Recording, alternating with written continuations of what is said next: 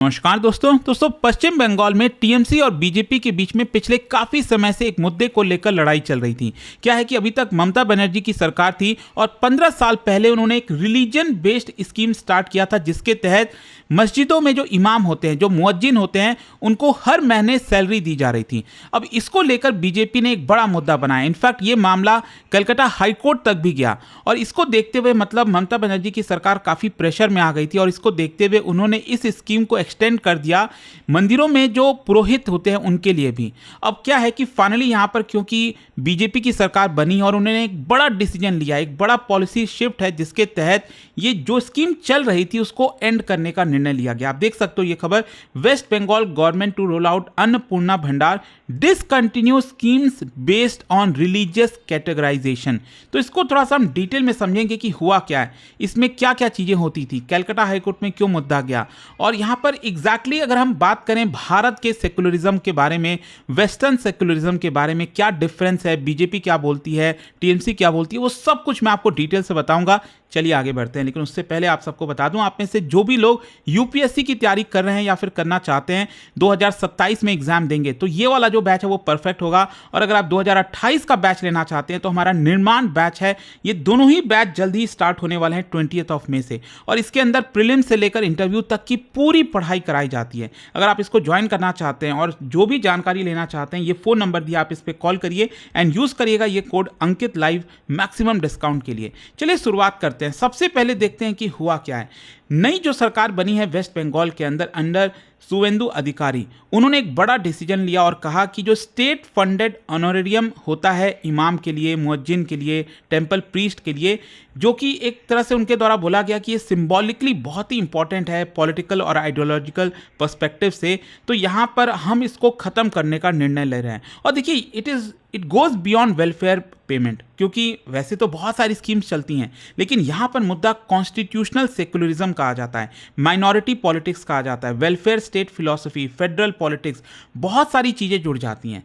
अब क्वेश्चन पहले तो ये आता है कि ये स्कीम था क्या। इसका नाम था इमाम ऑनरेरियम स्कीम, जो कि 2012 में लगभग 14-15 साल पहले ममता बनर्जी की सरकार, क्योंकि 2011 में ये सरकार बनी थी, ममता बनर्जी पहली बार चीफ मिनिस्टर बनी और 2012 में ये स्कीम को लाया गया था और इसके तहत ये डिसाइड किया गया कि जितने भी इमाम्स हैं उनको 2,500 रुपये महीना दिया जाएगा। इसके अलावा यहाँ पर जो मुअज्जिन होते हैं उनको थोड़ा सा कम पेमेंट मिलेगा, लेकिन उनको भी हर महीने पेमेंट मिलेगी। अच्छा ध्यान रखिएगा, इमाम बेसिकली मस्जिदों में अपॉइंट होते हैं, वो प्रेयर को लीड करते हैं और बेसिकली जो इस्लामिक थियोलॉजी है उसको टीच करते हैं, कम्युनिटी के एडवाइजर होते हैं, मतलब थोड़ी सी ऊंची अथॉरिटी होती है। वहीं अगर आप देखोगे दूसरी तरफ जो मुअज्जिन होते हैं वो उनके अंडर में काम करते हैं। आपने अजान सुना होगा ना, जैसे दिन में 5 बार जो है अजान के थ्रू जो है लोगों को कॉल करते हैं और जो मस्जिद की फंक्शनिंग होती है उसमें वो असिस्ट करते हैं। तो इमाम ऊपर के लेवल का पोस्ट हो गया और मुअज्जिन जो है उनसे थोड़ा सा नीचे होते हैं। तो दोनों के लिए यहाँ पर कुछ जो सैलरी है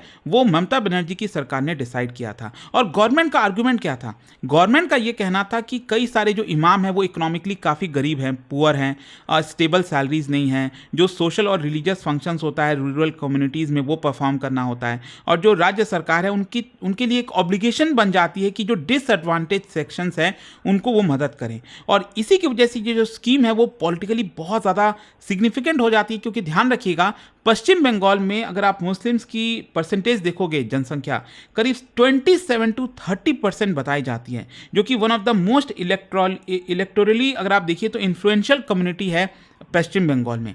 अच्छा, क्वेश्चन ये आता है कि ये स्कीम फिर कंट्रोवर्शियल क्यों बन गई? बेसिकली क्रिटिक्स का आर्गुमेंट ये था कि आप अपना जो पैसा है, जो सरकार अपना पैसा जो कि टैक्स पेयर का मनी है, वो रिलीजियस ऑफिशियल्स को फंड करने में इस्तेमाल नहीं कर सकती।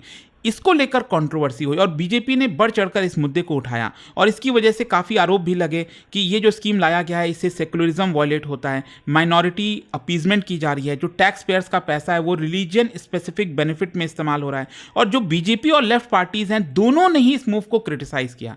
अच्छा, यहाँ पर आपको पहले समझने की जरूरत है कि इसमें कौन कौन से कॉन्स्टिट्यूशनल इश्यूज इन्वॉल्व हैं, और एक एक करके मैं आपको बताता हूं कि क्रिटिक्स क्या कह रहे थे और इसके सपोर्टर्स क्या कह रहे थे। अगर हम आर्टिकल 14 की बात करें, इक्वालिटी बिफोर लॉ होता है इसके अंदर। क्रिटिक्स का आर्गुमेंट यह है, जो ये नहीं चाहते स्कीम कंटिन्यू हो, उनका यह कहना है कि जो सरकार है वो सिर्फ एक ही रिलीजियस ग्रुप को क्यों पैसा दे रही है। अगर आपको स्कीम स्टार्ट करनी थी तो सबके लिए स्टार्ट करते। यहां पर अनइक्वल ट्रीटमेंट हो रहा है, इसका मतलब जो इक्वालिटी बिफोर लॉ है ये आपका वॉलेट हो रहा है। लेकिन जो सपोर्टर्स हैं उनका कहना है कि देखो ये वेलफेयर स्कीम है, ये डिसएडवांटेज जो ग्रुप्स हैं उनको टारगेट किया जा रहा है। इक्वालिटी का मतलब होता है कि रीजनेबल क्लासिफिकेशन। फिर इसके अलावा आर्टिकल 15 जिसमें नॉन डिस्क्रिमिनेशन की बात होती है। तो यहां पर जो ओपोनेंट्स हैं उनका ये कहना है कि देखिए ये जो स्कीम है वो रिलीजन स्पेसिफिक है और इसकी वजह से जो न्यूट्रलिटी है वो इसमें वॉलेट हो रही है। लेकिन यहां पर सरकार का ये कहना था कि देखिए ये सोशो इकोनॉमिक नीड के आधार पर हमने स्कीम लेकर आए हैं। इसके अलावा आर्टिकल 25 कहता है फ्रीडम ऑफ रिलीजन, जहां पर जो फ्रीडम ऑफ कंसाइंस और जो फ्री प्रोफेशन ऑफ रिलीजन है, तो इसको लेकर सपोर्टर्स कहते हैं कि जो रिलीजियस कम्युनिटीज हैं वो इंस्टीट्यूशनल सपोर्ट चाहेंगी, वो चाहेंगी कि सरकार थोड़ा मदद करे, तभी वो आगे चीजों को बढ़ा सकते हैं। और यहां पर जो सबसे बड़ा मुद्दा था वो था आर्टिकल 27 को लेकर, no tax shall promote any particular religion, ये हमारा आर्टिकल 27 कहता है। तो इसी की वजह से जो क्रिटिक्स है उनका यह कहना है कि अगर आप इमाम को पैसा दे रहे हो स्टेट फंड में से, मतलब आप एक रिलीजन को स्पॉन्सर कर रहे हो जो कि हमारे संविधान के खिलाफ जाता है। लेकिन वेस्ट बंगाल गवर्नमेंट का काउंटर आर्गुमेंट यह था कि जो पेमेंट है वो वेलफेयर सपोर्ट के लिए है, हम इस्लाम को प्रमोट नहीं कर रहे हैं। तो आई होप आप समझ पा रहे होगे कि इसमें कई सारे कॉन्स्टिट्यूशनल आर्टिकल्स भी आ जाते हैं। अब क्वेश्चन यह है कि मामला फिर कोर्ट में क्या हुआ। कलकत्ता हाई कोर्ट में इसको इंटरवीन किया गया क्योंकि मामला वहां तक चला गया, पिटीशन डाले गए और कलकत्ता हाई कोर्ट ने भी क्वेश्चन किया कि क्या पब्लिक फंड जो है वो डायरेक्टली किसी रिलीजन फंक्शनरीज को सपोर्ट करने के लिए इस्तेमाल किया जा सकता है, क्या ये स्कीम जो है वो सेकुलर प्रिंसिपल्स को वॉलेट नहीं कर रही है। और कोर्ट ने भी यहां पर कंसर्न्स व्यक्त किया कि इससे कॉन्स्टिट्यूशनल न्यूट्रलिटी, टैक्स पेयर्स का मनी, स्टेट फेवरेटिज्म, ये कहीं ना कहीं इसको लेकर कंसर्न होता है। और जुडिशियल जो स्क्रूटनी है उसके बाद देखते हुए वेस्ट बंगाल गवर्नमेंट को लगा कि उनके खिलाफ फैसला जा सकता है और इसी को देखते हुए उन्होंने पूरा जो स्कीम का स्ट्रक्चर है उसको बदल दिया। अब क्या किया वेस्ट बंगाल की गवर्नमेंट ने, यह किया कि ये पैसा डायरेक्टली इमाम और मुअज्जिन को ना देकर ये पैसा इनडायरेक्ट वे में दिया जाने लगा। इनडायरेक्ट वे में कैसे? गवर्नमेंट ने क्या किया, ये पैसे को वेस्ट बंगाल बोर्ड ऑफ वक्फ जो है, वक्फ बोर्ड आप सब जानते हैं, पिछले 1-2 साल से काफ़ी चर्चा में भी था, जो कि इस्लामिक चैरिटेबल एंडोमेंट को मैनेज करती है, मॉस्क प्रॉपर्टीज़ को मैनेज करती है, रिलीजियस एसेट को मैनेज करती है। तो ममता बनर्जी की सरकार ने क्या किया, ये पैसा पहले वेस्ट बंगाल की जो बोर्ड ऑफ वक्फ है उनको ट्रांसफर किया और वहां से पैसा फिर इमाम और उधर की तरफ जाने लग गया। लेकिन फिर भी क्रिटिक्स का आर्गुमेंट यही था कि अल्टीमेटली आप इनडायरेक्ट वे में तो सपोर्ट कर ही रहे हो ना, भले ही आप पैसा इधर से उधर घुमा रहे हो। लेकिन मैं आपको बता दूं, फाइनली वेस्ट बंगाल की गवर्नमेंट ने 2021 के पहले, क्योंकि 2021 में चुनाव था और उसके जस्ट पहले आप देखोगे, क्योंकि बीजेपी इस मुद्दे को काफी बढ़ चढ़कर बता रही थी, टीएमसी के ऊपर अटैक कर रही थी, कह रही थी कि वोट बैंक की पॉलिटिक्स कर रहे हैं, माइनॉरिटी अपीजमेंट कर रहे हैं। इसको काउंटर करने के लिए ममता बनर्जी ने क्या किया, जो हिंदू टेंपल में पुरोहित होते हैं, जो प्रीस्ट होते हैं, उनको भी मंथली सपोर्ट स्टार्ट कर दिया। और यहां पर पॉलिटिकली ये बहुत ही ज्यादा इन्फ्लुएंशियल इसीलिए था क्योंकि बीजेपी जो है वो हिंदू वोट्स को कंसोलिडेट कर रही थी बंगाल में। टीएमसी चाहती थी कि उसका जो इमेज है वो एंटी हिंदू ना बने, और इसी को देखते हुए इमाम का जो अलाउंस है it became a Hindu Muslim political issue. जो टेंपल प्रीस्ट को सपोर्ट है वो कहीं ना कहीं बैलेंस करने के लिए लाया गया। अब क्वेश्चन आता है कि ये सारी चीजों में सेकुलरिज्म का पोजीशन क्या है। देखो बेसिकली बीजेपी जो मुद्दा उठाती है ना, वो उसका जो आइडियोलॉजिकल पोजीशन अगर आप देखोगे, बीजेपी का जो वर्जन ऑफ सेकुलरिज्म है वो क्या कहता है, बीजेपी ये कहते हैं कि जो स्टेट है वो किसी भी रिलीजन स्पेसिफिक वेलफेयर को सपोर्ट नहीं करेगी। मतलब welfare should be based on economic need only, religion के आधार पर आप नहीं करना चाहिए। लेकिन कहीं ना कहीं अगर आप देखिए जो कावड़ियों का पूरा वो जो होता है आपका चल रहा होता है और बहुत सारी चीजें होती हैं जो उसमें कहीं ना कहीं आपको ये काउंटर देखने को मिलेगा कि बीजेपी भले कह तो रही है लेकिन क्या वहां पर पैसा नहीं खर्च किया जाता। हाँ, एक आर्गुमेंट ये भी आता है कि जो ट्रैफिक है उसको मैनेज करना है, लेकिन कई बार हमें ये भी दृश्य देखने को मिला है कि फिर हेलीकॉप्टर वगैरह से जो फूल वगैरह हैं वो भी ऊपर से डाले जाते हैं। तो कई सारी चीज़ें अलग अलग राज्य में आपको अलग अलग तरह की राजनीति देखने को मिलेगी। लेकिन अल्टीमेटली आप समझिए कि जो नई वेस्ट बंगाल की गवर्नमेंट है वो ये आर्गुमेंट देती है कि हमें सभी रिलीजन लिंक जो स्टाइपेंड्स हैं उसको खत्म करना चाहिए और हमें न्यूट्रलिटी की तरफ आगे बढ़ना चाहिए। And basically this align with BJP का जो थीम है कि हमें यूनिफॉर्म सिविल कोड लाना है, ऑपोजिशन जो है रिलीजन स्पेसिफिक सब्सिडीज दे रही है उसको खत्म करना है, अपीजमेंट पॉलिटिक्स खत्म करनी है। अब जहां तक सवाल यह है कि भारत का सेक्युलरिज्म और वेस्टर्न कंट्रीज का जो सेक्युलरिज्म है उसमें क्या अंतर है, क्योंकि ये अगर आप समझोगे तभी आप इस पूरे मुद्दे को और अच्छे से समझ पाएंगे। देखो, जो वेस्टर्न सेक्युलरिज्म होता है ना, वेस्टर्न कहने का मतलब जो फ्रांस में, यूरोप के अंदर, अमेरिका में, यहां पर रिलीजन और सरकार दोनों पूरी तरह से अलग हैं। जो स्टेट और रिलीजन है दे आर कंप्लीटली सेपरेटेड।